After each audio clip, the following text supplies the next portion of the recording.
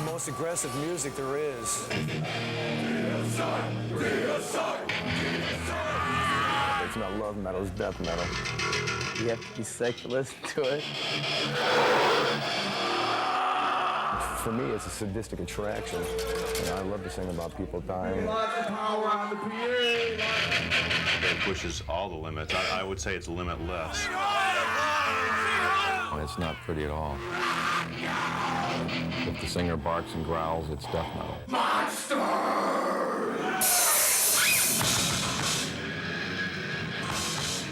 Death, Obituary, Massacre, Morbid Angel.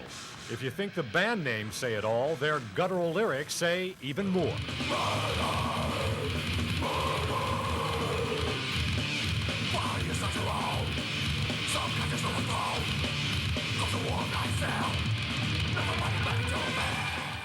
That's what's going on in this world. A lot of death and a lot of crazy ways of how people kill each other. All these crazy murderers and stuff. Death metal combines fact and fantasy, headlines and horror films, death, destruction, and defiance.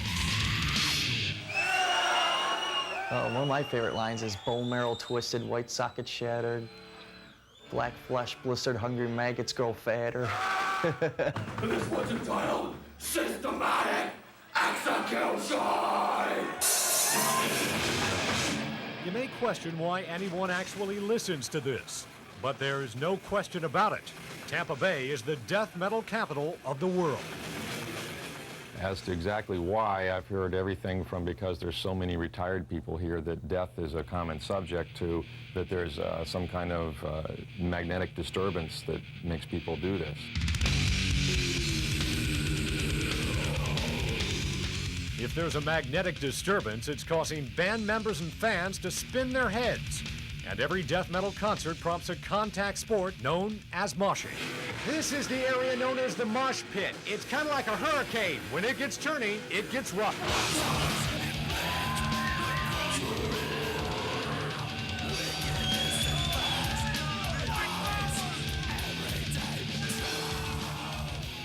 You stay still, you're trashed. You keep moving, you're fine.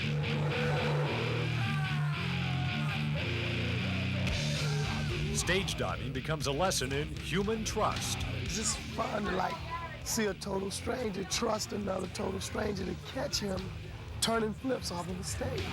We've had some bodyguards kicked and actually knocked out cold because of the combat boots that the guys be wearing. Battle scars become a symbol of pride. I got my lip busted, but I went in there and took the 3 dudes out, so it was pretty cool. It may be a good time, but death metal reflects a dark side of life, and oftentimes a dark side of the band members' lives.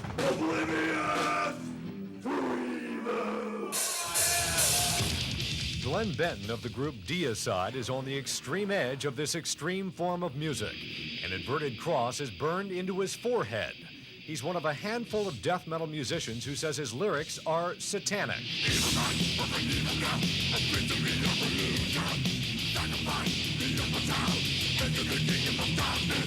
I believe in the other Lord. I believe in the true God, the real God, not Jehovah.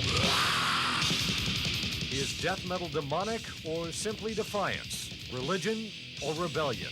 2 questions that will continue to hound music long after the barking and growling ends. Dave Wagner, 10 News.